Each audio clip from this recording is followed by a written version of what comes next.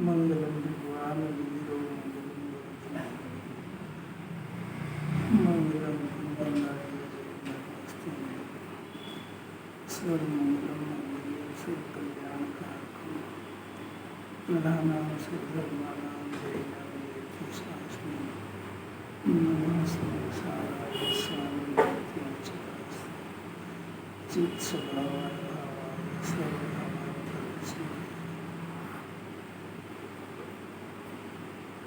चैतन्य की पर्याय में विकार कहीं परवस्तु नहीं करा देती।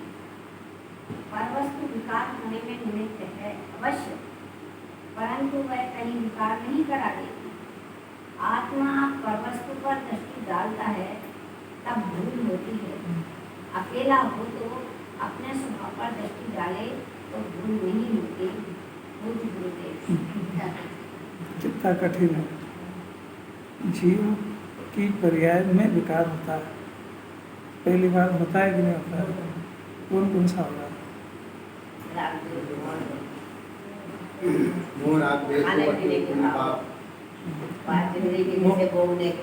बहुत बढ़िया।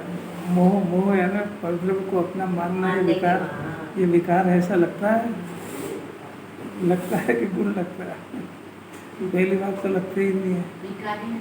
हाँ, पर एक बार खाने पीने के और 25 तरह के कषाय के परिणाम तो विकार समझ जाता है। और ये बैठा बैठा शरीर को अपना मानता है, गेय को अपना मानता है, गेय में सुख ढूंढता है। ये विकार लगता ही नहीं उसको पहली बार। अब जिनवाने के पढ़ने से अगर इसको लगे कि हाँ विकार तो है, अब उसके बाद वो जो विकार है वो कोई जिसके पीछे हो रहा वो नहीं कराता है। ये एक झगड़ा रूप पड़ा। ये समझता है कि जिसके जो विकार हो रहा है ना, वो जिसके पीछे हो रहा है वो करा रहा है। अब ये एक चमत्कार की बात है, बहुत समझने की बात है कि वो जिसके पीछे हो रहा है उसके बगैर विकार होता नहीं, और वो बिल्कुल विकार कराता नहीं। इस गुत्थी को नहीं सुलझा पा रहा है। उसके बिना विकार होता नहीं है और वो कराता नहीं। शरीर ही नहीं हो तो अपना कैसे मानेगा? वो शरीर इसको आत्मा को अपना मनवा दे तो फिर जीव की स्वतंत्रता का क्या हो? कभी सोचो भी तो सही। देखो कैसा है, पर वस्तु विकार होने में निमित्त है। निमित्त का अर्थ है वो कराता नहीं है। जब ये उस पदार्थ को बैठा बैठा अपना मान ले तो उसके ऊपर आरोप जाता है, उसका नाम निमित्त है। वो करा देता है ऐसा थोड़ी। अब ये निमित्त का अर्थ समझता नहीं ना। निमित्त है, निमित्त तो है। अरे भाई वो है ही नहीं, वो कुछ नहीं कराता। तुम करो तब उसके ऊपर आरोप जाता है। पर वस्तु को अपना माने तो पर वस्तु विकार में निमित्त है। और ये पर्याय आत्मा को अपना माने तो सम्यक दर्शन की पर्याय हो तो आत्मा निमित्त है। अब आत्मा अनादि से ही है, पर ये उसको अपना मान भी नहीं रहा तो निमित्त भी नहीं बन रहा। तो पर्याय में क्या हुआ? क्लेश हो गया, क्लेश भोग रहा। अवश्य विकार नहीं करा देती। अब देखो दूसरी स्थिति, आत्मा पर वस्तु पर दृष्टि डालता है। ये बात है ना, पर वस्तु का जगत में अभाव हो जाए तो जीव कोई अज्ञानी बने ही नहीं। जगत में अनादि अनंत पर वस्तु रहेगी। अब ये दृष्टि डालना ये किसका काम है? जीव का ये बट डाला ना उसने तो अपने आत्मा को भूल कर डालता है तो बस, तो फिर तो सारा संसार खड़ा हो गया। और यदि वो परवस्तु हो ही अकेले ही हो तो डाले किसके ऊपर? परवस्तु में कर्म भी लेना, परवस्तु में कर्म भी लेना, कर्म सब कर्म की अभी इसलिए बात नहीं है कि कर्म इसके ज्ञान का विषय नहीं बन पा रहा है। इसका कभी परद्रव्य से बाहर से ही नीचे उठ रहा है पीछे। भाई कर्म ये तो बहुत ऊंची बात है। किसी भी जीव को दुनिया में मैं जो परिणाम कर रहा हूँ इसमें कर्म बांधते सिर्फ जिनवाणी को देख के बोलता है, न तो उसको भरोसा न दिखते। आपका विषय भी नहीं। अपन शरीर को अपना मान रहे तो कर्म बंद ऐसा लगता है अपना को। और जिनवाणी को टिप टिप पे बोलने से क्या होता है? हाँ, कर्म तक तो पहुँचना मतलब इस ज्ञान को इतनी सूक्ष्मता तक ले जाना बहुत ताकत है। ज्ञान बाहर बहुत सारे उलझनों में फंसा हुआ है, बहुत ताकत है इसमें। सुनना अलग बात है, सुनने उनने से कुछ होता नहीं। सुनने के बाद इसको इस बात का भरोसा है, अगर मान लो इस बात का इसको भरोसा आ जाए कि शरीर को अपना मानने से मेरे को मिथ्या तो भी कर्म बंध रहा है, तो बोले बांधे नहीं। वो कर्म को अपना मानता है, बोले मेरा मैं ही तो पुण्य को देखा कितना बड़ा घर मिला, अरे ये मिला, मेरा ही तो कर्म था। बात से बदलती जा रही है, आपको कहाँ से कहाँ पहुँच जाते हो। अभी एक एक बात का तो फैसला कर लो। अभी जैसे अभी रोटी खा रहे हैं तो इसमें कर्मों का बंधन होना ऐसा किसी को पता है? अभी मैं झूठ बोल रहा हूँ, मैं चोरी कर रहा हूँ, मेरे को तो मालूम है ना कि मैं झूठ बोल रहा हूँ, चोरी कर रहा हूँ, पर इसमें मेरे को कर्म बंधेंगे इस बात का भरोसा है। अगर भरोसा हो जाए तो वो परिणाम को जिंदा रहने दो कि मैं ही बांधूंगा, मेरे को अगले जन्म भोगना है, तो फिर उससे पूछो तो करेगा वो, तो नहीं मालूम है जब तो कर रहा है। देखिए बात बहुत शांति से समझो। नया कलश है 216 नंबर, पढ़ो। शुद्ध द्रव्य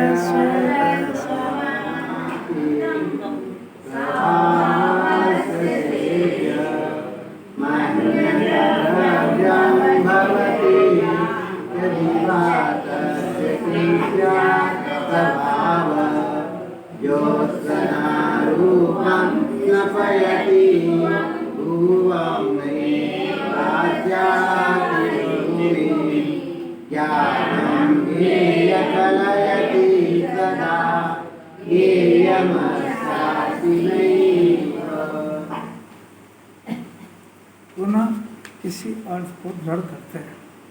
कौन सा अर्थ? जो ऊपर के 215 नंबर में कहा, जितना विचार कराया उसको कि ज्ञान में जो गेय झलकते हैं वो तो उसकी स्वच्छता का स्वभाव है, पर ज्ञान उस पदार्थ को स्पर्श नहीं करता है, और वो पदार्थ भी ज्ञान को स्पर्श नहीं करते हैं। केवल ज्ञान के अंदर वो परदलिप का प्रतिभास होता है, माने वो झलकता है।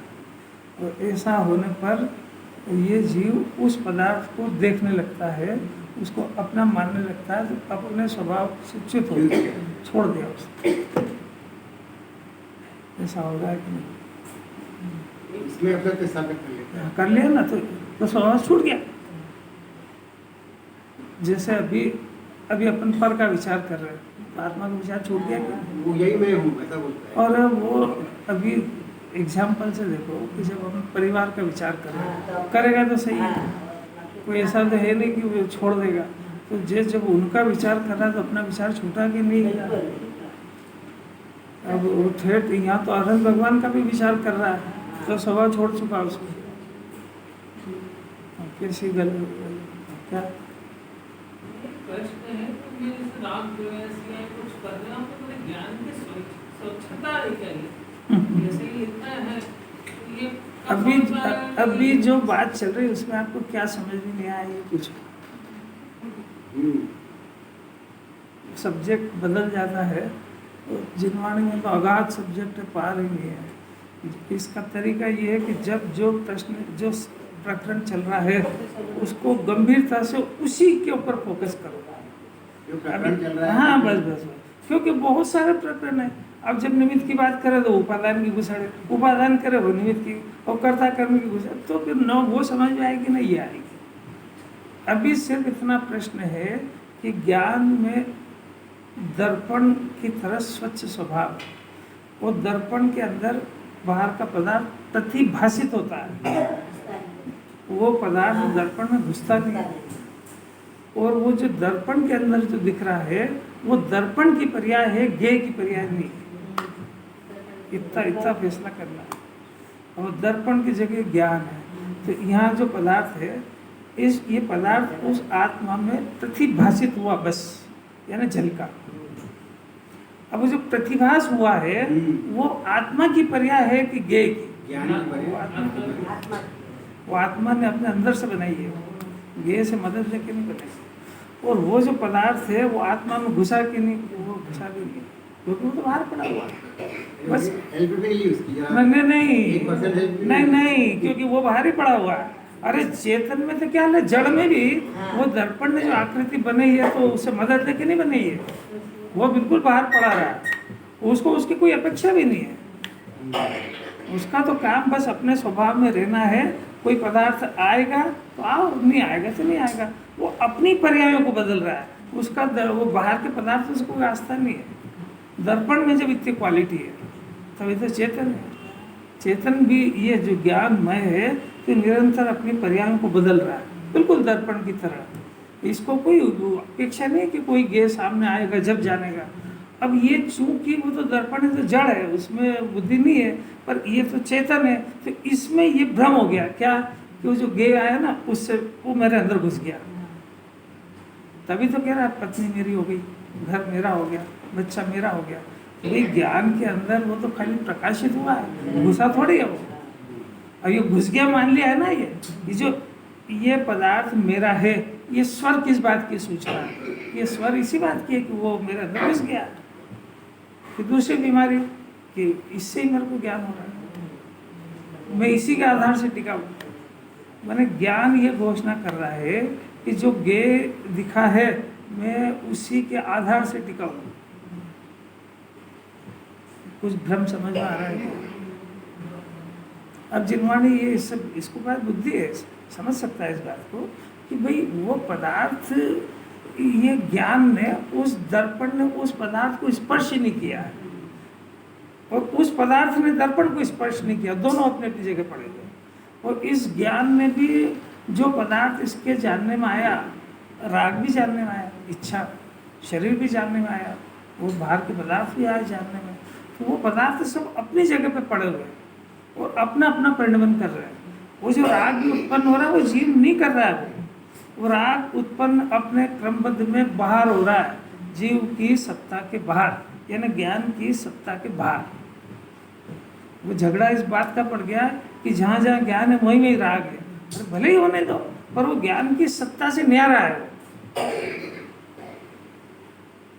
इतना इसको प्रतिभाषित हो जाएगा। अब उसी समय में यही एक्सरसाइज है कि जिस समय में इसको रागादिक का परिणाम प्रतिभाषित हो रहा है, उस समय में इसको ज्ञान भी हो रहा है, ये नहीं पकड़ पा रहा है। राग को जैसे मंजूर कर लिया कि हाँ मेरे को राग दिख रहा है, तो वो राग दिख रहा है, राग नहीं दिख रहा है, वो राग मेरे अंदर दिख रहा है और मैं रागी हूँ ऐसा दिख रहा है। जबकि उसी समय में वो राग का ज्ञान हो रहा है, ये भी कहने की बात है। वो तो राग का प्रतिभास वो ज्ञान की पर्याय है। तो इसको वास्तव में तो ज्ञान दिख रहा था और वास्तव में इसने राग को देखा नहीं। क्या समझ? अरे शांति से समझो तो दिखेगा। हाँ वो तो ऐसे ही रहा है। अब जिनवाणी की शर्त है कि जब तक वो अपने जानन स्वभाव को नहीं जानेगा तब तक वो राग को मेरा ऐसे ही जानेगा वो। अब ये जब तक वो जानन स्वभाव नहीं जानेगा तो जानन स्वभाव में तो जो राग है वो तो वो बाहर पड़ा हुआ है। और जानन स्वभाव को जानने का अर्थ है कि अपने को जानते हुए, यानी ज्ञान अपने को जान रहा है, अपने को जानते हुए राग उसमें जना जाता है। यहाँ से बात ही बदल गई पूरी। पहले क्या कहा था कि वो राग को जान रहा है, अब वो कह रहा है, वो शब्द ही नहीं वापर रहे, अब कह रहे हैं कि वो अपने स्वभाव को जानता है। तो वो अपने स्वभाव को जानने में मस्त है, अपने स्वभाव को जान रहा है। तो उसकी जो दृष्टि है वो दृष्टि तो अपने आत्मा को जान रही है और अपनी दृष्टि आत्मा को जान रही है। उसमें एक कोने में राग भी जान गया, जान नहीं रहा उसको। हम यहाँ से राजवाड़ा जा रहे हैं, तो राजवाड़ा जा रहे हैं तो रास्ते में कौन कौन सी चीज़ देखी? तो कुछ भी नहीं देखी। तो क्या अंधा था क्या कि देखी और नहीं देखी? मतलब थी तो सही पर हमने देखी ही नहीं, वो दिखती गई। हमारा कोई प्रयोजन ही नहीं था उससे। हमको तो सिर्फ वही दिख रही थी कि हमको फलानी दुकान पर टाइम पे पहुँचना है, हमको ऑफिस में इतने समय पे पहुँचना है, बाकी इतनी चीज़ें वो होएगी, मेरे लिए कोई काम की नहीं है। तो कोई अंधा थोड़ी हो गया वो, तो उसकी तरफ उसका लक्ष्य नहीं, इसका अर्थ वो नहीं जानता उसको, बस वो वही जानता है जिस तरफ उसका लक्ष्य है। कैसे गजब की बात है। अब जीव की गलती क्या है कि जो इसकी मूल चीज़ थी वो उसको विषय ही नहीं बनाता है, और जो बिल्कुल इसके अंदर आई नहीं, ये उसमें गया नहीं, ये दिन भर 24 घंटे उसी में अपनी बुद्धि लगाया। अब इसमें ये नहीं समझ पा रहा कि इसमें जो मेरी बुद्धि का दुरुपयोग है वो इस विश्व की सबसे बड़ी सजा है, क्योंकि जो मेरा उपयोग है वो इसमें बर्बाद हो रहा है। और ये जो मैं अपने आत्मा को छोड़ कर उसमें जानने में लगा रहा हूँ, ये बुद्धि मेरे केवल ज्ञान को रोक रही है। इतना बड़ा नुकसान ये नहीं समझ पा रहा है। ये जीव सर्वज्ञता प्रकट होकर अरहंत बन जाता, सिर्फ इतना सा काम नहीं करता था। कौन सा? ये कुछ जानने में अपनी बुद्धि नहीं लगाता, बस इतनी तो बात है। अरे इधर जानने में लगा देता है, इधर लगाते से अमृत बरसता है। इधर जो है ना पूरी सप्लाई जा रही है, वो प्लग इधर लगाए तो वो मिक्सर और सब चीजें चले ना। वो जितने इलेक्ट्रिक वो जो चीजें हैं वो सप्लाई मिले तो चले वो। तो इसे आत्मा के अनंत गुणों का जब इस ज्ञान का करंट मिले सप्लाई तो वो प्रकट हो। ये कैसे समझ में आए? किसको समझाना है? अभी सुने तो सही पहले कि जिनवाणी में से चाहते क्या है। मैंने अपने को ऐसा कभी लगा कि नहीं, समझ में भी नहीं आया कि इस विश्व का सबसे बड़ा अपराध मैं कर रहा हूँ। क्या अपराध कर रहा हूँ कि तेरे को केवल ज्ञान हो जाता अगर ये काम करता तो तेरा हाथ से केवल ज्ञान जा रहा है, अनंत सुख जा रहा है, अनंत शक्ति जा रही है। ये विधि दुनिया में कोई जानता नहीं है। ये तो कुंदाचार्य अमृत चंद्राचार्य अपने को कह रहे और अपनी इतनी पात्रता बन गई कि उनकी बात अपने ज्ञान में पढ़ रही है। ये बात ज्ञान में पढ़ रही है, ये अपने ज्ञान स्वभाव का परिणमन है। और ये जब बातों को ये इसके अंदर झिरे तो वो निमित्त नाम पाती है। अब ये अभी इसी समय में सुने ही नहीं, घर का विचार करे, झपकी आ जाए और दूसरे काम करने लगे, इसकी बलिहारी जिनवाणी क्या करे। पंडित जी प्रेजेंट हियर, फिजिकली मेंटली।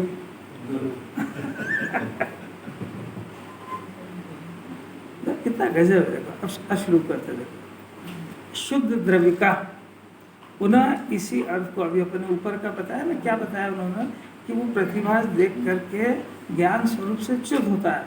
तो वो जो है ज्ञान को परगेव के साथ कोई संबंध है नहीं, संबंध बना लेता है, इसका नाम अज्ञान है।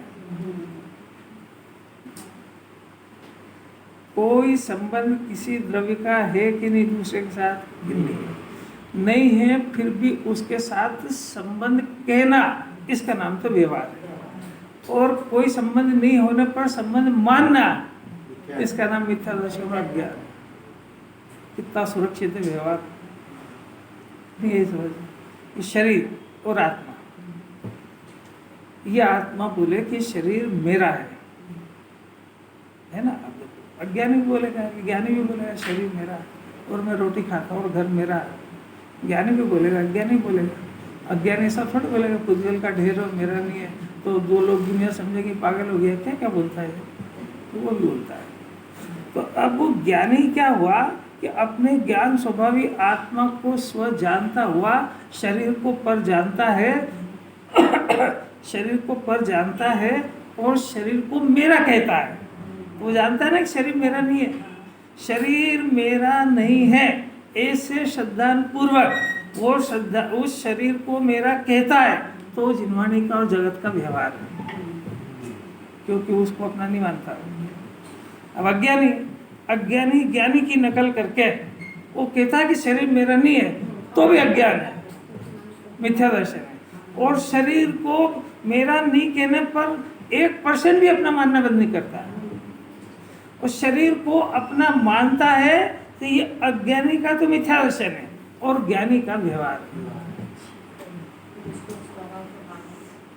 कैसी अलौकिक बात है। अब ये निश्चय सीखे बिना जिनवाणी के व्यवहार को बोलना सीखता है, बहुत बड़ा गर्व से कहता है, अरे शरीर तो पुद्गल का ढेर है, मिट्टी का, ये संयुक्त यहाँ है, मसाने वैराग की बातें करेगा।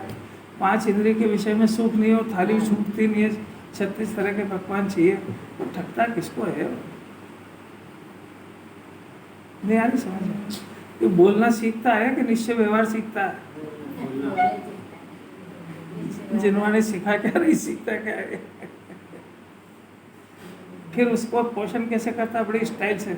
अभी तो गृहस्थ की भूमिका है, अभी तो बच्चे हमारे अभी नहीं करेंगे। अब जिसके बच्चे नहीं है वो क्या जाने, अभी हमारे हैं तो हमको इतना तो करना ही पड़ता है।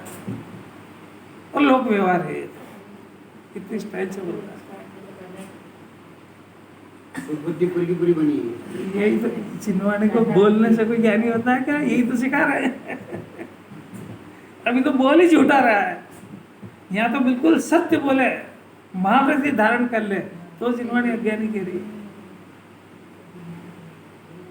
इतनी गंभीर बातें हैं ये। खाली शाब्दिक अर्थ पढ़ने का नाम स्वाध्याय थोड़ी है, इसमें अपना प्रयोजन निकालना सीखना पड़ेगा इसको।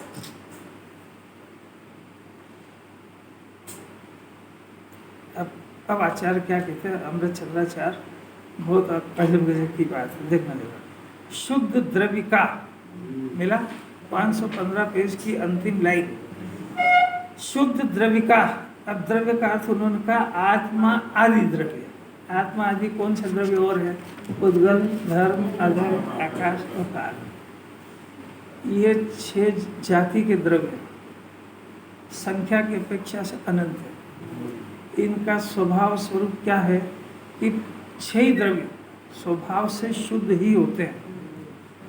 द्रव्य है ना, पर्याय नहीं। वस्तु 6 तरह की वस्तु है, वो द्रव्य पर्याय स्वरूप है।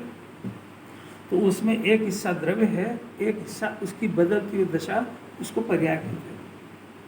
अब 6 द्रव्य स्वभाव से शुद्ध ही होते हैं, एक बात। अब उद्गल, धर्म, अधर्म, आकाश और काल, इनके द्रव्य भी शुद्ध है और पर्याय कुछ के तो शुद्ध और कुछ अशुद्ध भी हो, तो वो चूंकि वो पुद्गल है तो उसको अशुद्ध होने से उसको कोई नफा नुकसान नहीं है, क्योंकि वो जानता ही नहीं है। अगर यहाँ पे शुद्ध हो और कोई जाने ही नहीं इसको अशुद्ध हो, तो इसको लाभ क्या है? क्योंकि ज्ञान तो है ही नहीं, इसलिए उन पास की बात नहीं करते हैं। अब आत्मा की बात करते हैं कि आत्मा द्रव्य स्वभाव से तीनों काल परम शुद्ध ही रहता है। क्यों? क्योंकि द्रव्य कुटस्थ होता है, एक रूप होता है, उसमें किसी तरह की हलन चलन नहीं होती है। हलन चलन का विभाग पर्याय में होता है, तो वो जो पर्याय है वो उस पर्याय में परिवर्तन होने के कारण उसमें विपरीतता और अशुद्धि आने की संभावना है, और कोई जरूरी नहीं है। अशुद्धि कहाँ होती है? उसमें परिणमन होना चाहिए, तो पर्याय के अंदर परिणमन होता है, तो परिणमन होने से अशुद्धि होने की संभावना रहती है, इसलिए पर्याय में अशुद्धि होती है। देखो एक बात। दूसरी बात कि पर्याय में अशुद्धि होती है तो पर्याय में शुद्धि हो सकती है। समझ में आया? क्योंकि परिणमती हुई इसकी दशा है, तो अभी दुख है तो परमानेंट दुख रहेगा जरूरी नहीं है, क्योंकि वो बदलती हुई दशा है। तो बदलती हुई दशा में दुख की दशा सुख रूप हो सकती है, एक बात। अब दूसरी बात कि यदि द्रव्य पर्याय में अशुद्धि है तो स्वीकार कर लिया। अब ये पर्याय में जो अशुद्धि है, ये अशुद्धि का निर्णय कैसे होगा कि ये अशुद्धि है? एक अबोध बच्ची 5-7 वर्ष की, और उसको उसकी माँ ने गंदा कपड़ा धोने का कहा, ये गंदा कपड़ा धो, तो अब वो कब तक धोएगी? उसको शुद्धि तो पता ही नहीं है। वो कब तक, वो बार बार पूछेगी माँ से, और धोऊं, साफ हुआ कि नहीं, और उसको पता नहीं है ना।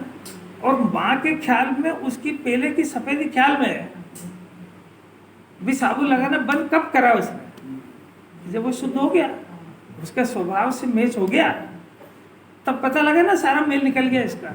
तो मेल रहित का ज्ञान तो पहले हुआ ना, इसको द्रव्य का ज्ञान कहते हैं। कोई समझ में आ रही है कि नहीं? आत्मा स्वभाव से सिद्ध जैसा है, सिद्ध स्वरूप ही है, और पर्याय में विकृति आई है। तो पर्याय में विकृति पहले द्रव्य स्वभाव का परिचय हो तब ये तब इसका कहना चाहिए कि पहले पर्याय में विकार है, नहीं तो खाली भाषा है वो, विकार विकार कुछ समझता नहीं हो। और पर्याय शब्द भी द्रव्य का परिचय होने के बाद उसके मुंह से शोभता है, वो पर्याय पर्याय कहना सीखता जानता थोड़ी पर्याय क्या होता है। पर्याय माने उस द्रव्य की उस समय की दशा। समझ में आ रहा है कि अपने को जो बुखार आया तो आपने कैसे कहा कि बुखार और विकार है? तो उसके पहले की स्वस्थता का ज्ञान है ना, कि जब मैं स्वस्थ था, आराम से भूख लगती थी, घूमता था, फिरता था, प्रसन्न रहता था, और जब विकार घुसा तो मेरे सब काम बिगड़ गए। ना तो मेरे को भूख लग रही है, बेचैनी है, तो ये विकृति है। तो उसके आधार पे इसको विकार कहा ना। तो ये राग द्वेष मोह विकार है, सब बोलेगा कैसे ये? हाँ, तो ये बोलना सीख गया जिनवाणी से। आप जैसा बोल रहे हो, द्रव्य स्वभाव आज तक हमारे पर्याय में आए नहीं, तो मैं कैसे बोल दूं कि ये द्रव्य स्वभाव है मेरा? तो आपने इसको विकार बोला कैसे? देख के बोला। देख के बोला, तो देख के बोलने से कोई फायदा हो ही नहीं। इसीलिए तो इसकी रुचि नहीं छूट रही। यही तो झगड़े तो ये है कि भाई ये जो परिणाम चल रहा है, खाने का, पीने का, लड़ाई का, झगड़े का, ये सब विकार है। ये सिर्फ जीव बोलना सीखना चाहता है। अभी यही तो बोल रहे हैं कि पहले ये अशुद्धि है जिनवाणी से विकल्प दशा में से ही, निर्विकल्प दशा में होते हैं तो सब फैसले, पर जो जिनवाणी को बोलने से सीखने पर इनको जिनवाणी की आधार से ही अशुद्धि बोला। तो द्रव्य पर्याय समझने पर इसको ये बात समझ में आना चाहिए कि ये अशुद्धि का डिपार्टमेंट सिर्फ पर्याय में है, द्रव्य में नहीं है। तो ये जो अशुद्धि है, पहली बात तो ये अशुद्धि है। अब दूसरी बात कि टलेगी कैसे, कि शुद्ध स्वभाव का आश्रय लेने पर टलती है। अब जिस जीव ने ऐसा माना कि पर्याय की अशुद्धि से द्रव्य अशुद्ध हो गया है, उसके अशुद्धि दूर होने के सारे रास्ते बंद कर लिए, इसका नाम व्यवहाराभासी है। अंकित यही हो कि और कोई प्रकरण समझ में आ रहा है? जगत में सब जितने भी धर्म के नाम पे थोड़े बहुत आगे बढ़े, धर्म समझना चाहते हैं, तो कहते हैं साहब अभी ये राग द्वेष का परिणाम, खाने पीने का परिणाम, कुछ त्याग तो करे ही नहीं, ये कहाँ से अभी शुद्ध हो गया? तो इस पर्याय की अशुद्धि से वो पूरे आत्मा को अशुद्ध मान रहे हैं। तो फिर ये अशुद्धि है, ये तो मंजूर कर लिया उन्होंने, और आत्मा को अशुद्ध मान लिया। तो अब प्रश्न ये कि अशुद्धि दूर कैसे होगी, कि ये जो शुद्ध हो गए हैं उनके आश्रय से शुद्ध होगी। कि ये जैन दर्शन नहीं है, मोक्ष का मार्ग भी नहीं है। कोई समझ में आ रही क्या? जितना त्यागी वर्ग है वो क्या कह रहा है? व्रत करो, उपास करो, तीर्थ यात्रा करो, भगवान की माला फेरो, सामयिक करो, अतिक्रमण करो, इनसे सब करो। इससे क्या होगा कि राग द्वेष मोह हटेंगे और ये आत्मा शुद्ध हो जाएगा। आपको ये बात सहमत, आपको अच्छी लगती है क्या? सबको अच्छी लगती है, क्योंकि बेचारा शुद्ध स्वभाव की बात जानता नहीं है, जबकि ये जिनवाणी से उल्टी बात है।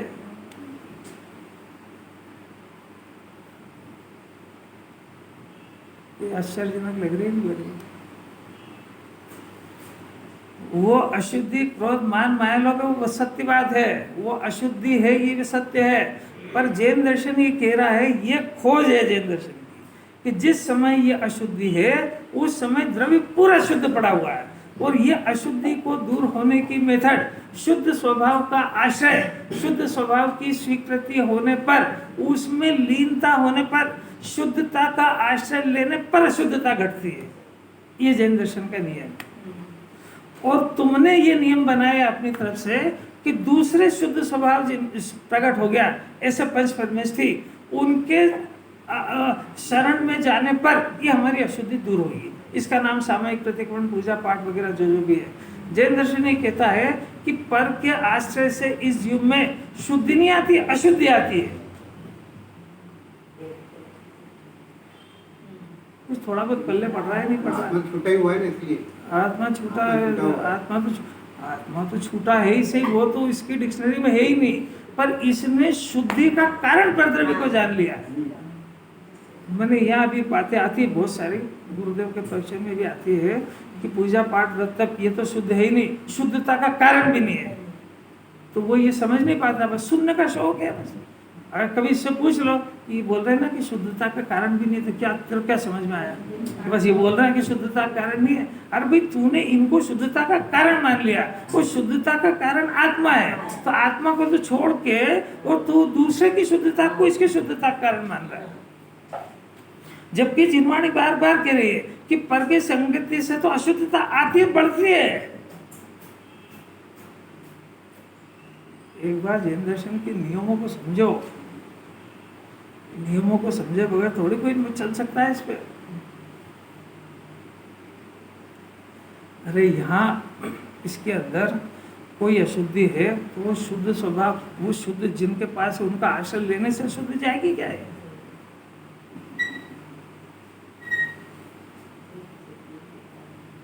कुछ नहीं, पल्ले पड़ गया थोड़ी बहुत भी नहीं।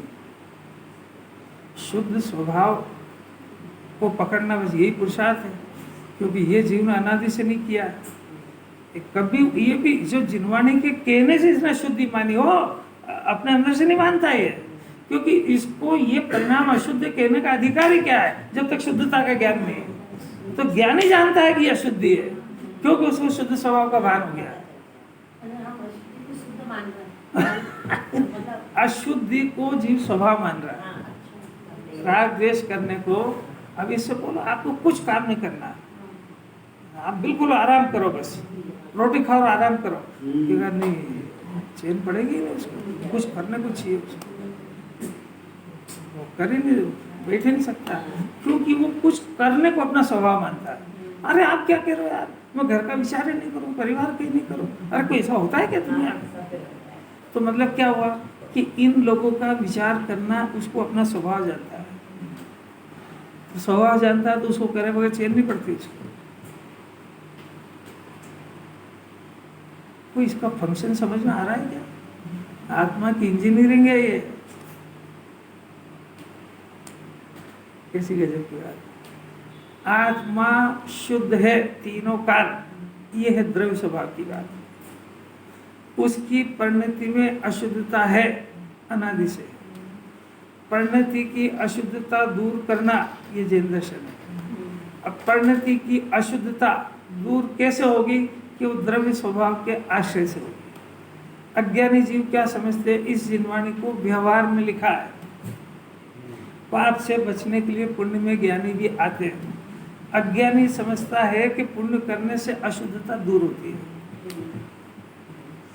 28 मूल गुण पालो, समिति बुद्धि पालो, सब व्यवहार करो। मैंने आचार्य जो कहते हैं वो सुनता नहीं है, काम अपनी मर्जी के करता है। इसलिए अनादिकाल की अशुद्धता वहीं की वहीं है। अनंत बार जीव द्रव्यांगी बन गया, वो द्रव्य पर्याय का भेद नहीं समझ पा रहा। शरीर की तो बात ही नहीं कर रहा है, शरीर तो इस द्रव्य पर्याय के पिंड से बाहर है। जिस जीव की अभी बुद्धि में पड़ा है कि शरीर के कारण मैं दुखी हूँ और शरीर के कारण मैं सुखी होऊंगा, और शरीर मेरे धर्म का साधन है, वो तो भी जैन दर्शन में प्रवेश ही नहीं है उसका, बहुत दूर है वो। 3 पॉइंट बोल सकते हैं।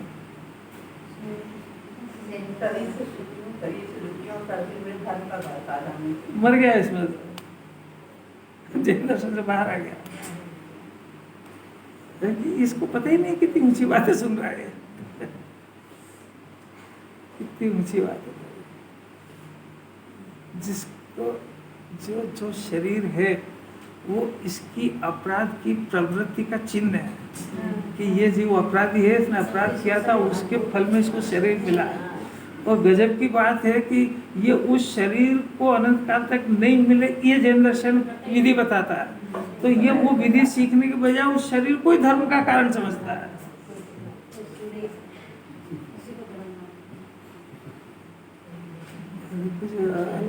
बात ही क्या पता अभी समझ में आ रही है कि नहीं आ रही? थोड़ी थोड़ी आ रही। क्या करें धर्म के नाम, कितने भेद प्रभेद आते हैं। कर लो, जितना करना उतना कर लो। उसमें आत्मा तो अभेद है, उसमें कोई भेद ही नहीं। अभेद की स्वीकृति से सम्यक दर्शन होता है। भेद का नाम तो व्यवहार है। तो व्यवहार भी जब है जब उस भेद को याद नहीं करे, भेद से अभेद आत्मा को पकड़े, अभी उसका भाव ही नहीं समझता। कोई सिद्धांत समझ में आया क्या? आत्मा का निज रस यानी ज्ञानादि स्वभाव रूप परिणमन होता है। आत्मा का काय का बना हुआ? ज्ञान का। ज्ञान का बना होने से उसका निरंतर जानने रूप ज्ञान रूप परिणमन होता है। क्यों? क्योंकि बना ही हुआ ज्ञान का। तो ज्ञान का जो परिणमन है उसको निज रस का परिणमन कहते हैं।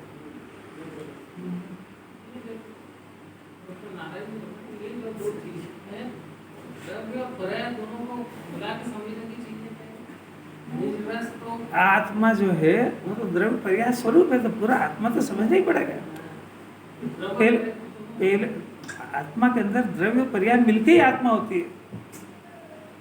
यही तो गजब की बात है। आत्मा एक वस्तु है, उस वस्तु में दो अंश है, एक द्रव्य अंश है और एक पर्याय अंश है, तो वो आत्मा की अंश हुए ना। अब दो अंश जो है तो वो दो अंशों का स्वभाव ही अलग अलग है। जैसे ये पूरा शरीर है तो शरीर में ये अंश अलग अलग है ना, हाथ अलग है, सिर अलग है, पाँव अलग है, नाक अलग है, कान अलग है, ये सब अंश है ना उसके। तो ये अंश इसी शरीर के तो है ना, ये इन सबको मिला के शरीर है। पर ये अंश भी तो शरीर के है, तो शरीर ही तो है ये। ऑफिस में एप्लीकेशन देगा तो ये लिखेगा कि मेरा हाथ दुख रहा है इसलिए नहीं आऊंगा, कि मैं अस्वस्थ हूँ इसलिए नहीं आऊंगा। अभेद करके ही बोलेगा ना। तो अभेद मतलब वो इसी का अंश है। तो आत्मा जो है वो एक वस्तु है और वस्तु के दो अंश है, और द्रव्य भी और पर्याय भी। और वो जो द्रव्य है उसके अंदर अनंत गुण भरे हुए हैं। द्रव्य खाली खोखा थोड़ी है, उसके अंदर अनंत गुण है। वो जितने गुण है वो सब परिणमन कर रहे हैं, तो उनमें काम हो रहा है कुछ। जैसे ज्ञान गुण है तो उसमें जानने का काम हो रहा है, दर्शन गुण है तो देखने का हो रहा है, अस्तित्व गुण है तो टिका हुआ है, राग का परिणाम मोह राग का चारित्र गुण है तो मोह राग द्वेष का परिणाम, ये काम हो रहा है उसके अंदर। सब एक साथ अनंत गुणों में परिणमन हो रहा है।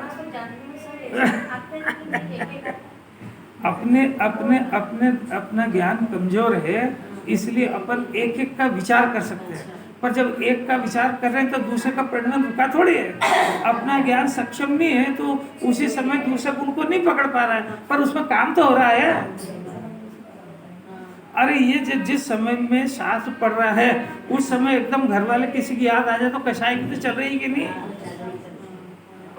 जिस समय में ये अभी जिनवाणी पढ़ रहा है उस समय घर को अपना मानने का काम चालू है कि नहीं। सारे गुणों का परिणाम एक साथ होता है। सब काम, अरे गुण बिना परिणाम के रहते ही नहीं है, ये वस्तु का स्वभाव है।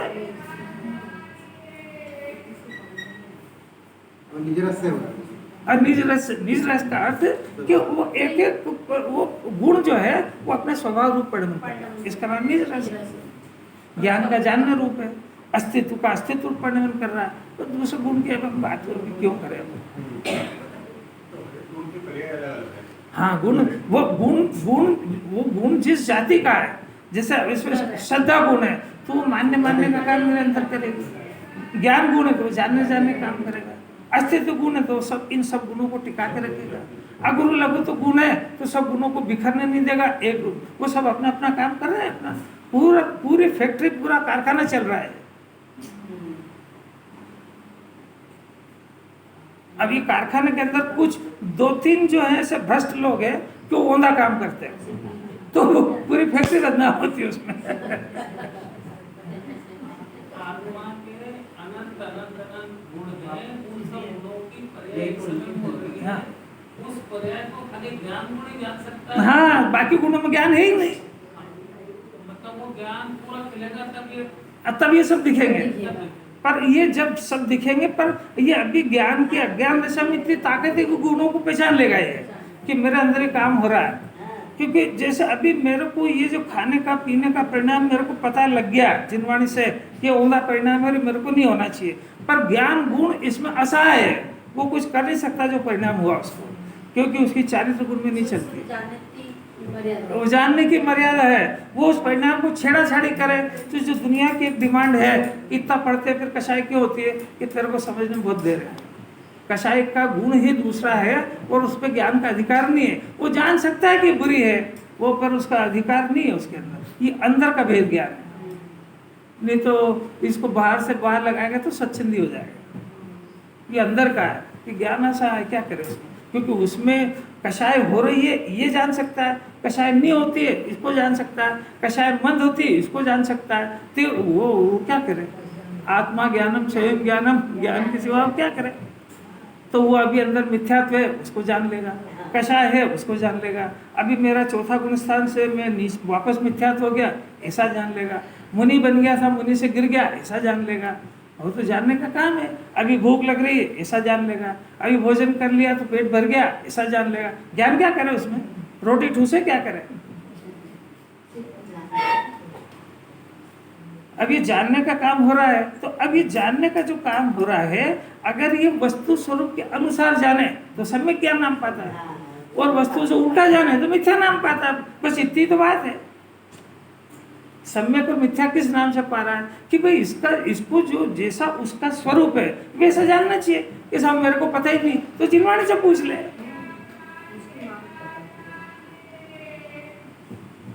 कोई समझ आ रही कि नहीं आ रही?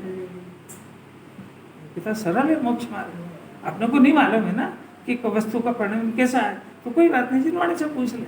12 भावनाओं का है शरीर मल मूत्र का ढेर है, जो जो इसको धोएगा त्यो त्यो सड़ेगा। तेरे को नहीं समझ में आ रही, जिनवाणी से पूछ ले और प्रैक्टिकल करके देख ले। तू इसको अमृत की खान कैसे मान लेता है? तो तेरा मिथ्या ज्ञान है। आत्मा को सुखी होना है और जो मुर्दे की सलाह से सुखी होएगा, ये तेरा विपरीत मानना है। तेरे को नहीं समझ में आए तो जिनवाणी से पूछ ले। किसी बात है। अरे इसका अगर इसमें इंटरेस्ट ले तो बहुत इंटरेस्टिंग सब्जेक्ट है, क्योंकि खुद को परमात्मा बनाने की कला है इसमें। मर जाएगा वो पत्थर की प्रतिमा घिस जाए और उसका माथा भी घिस जाए तो सम्यक दर्शन ज्ञान नहीं होगा, क्योंकि वो तो जिस विधि से होगा उसी विधि से होगा। चलेगी बात।